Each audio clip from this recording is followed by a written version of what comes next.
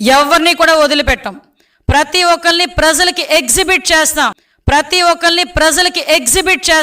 Supreme court మార్గదర్శకాల ప్రకారం నిందితుల్ని బహిరంగంగా రోడ్ల మీద అలా ఊరేగిస్తూ తీసుకెళ్లకూడదు కదా అని చెప్పి విలేకరులు అడిగితే ఈయన చాలా ఎటకారంగా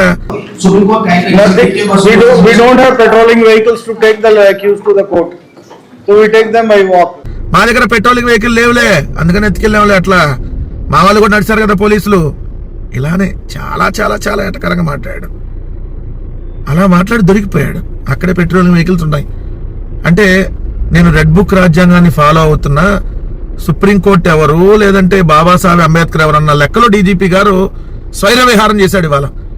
అంటే ఆయన సుప్రీంకోర్టు రూల్స్ అవసరంలా.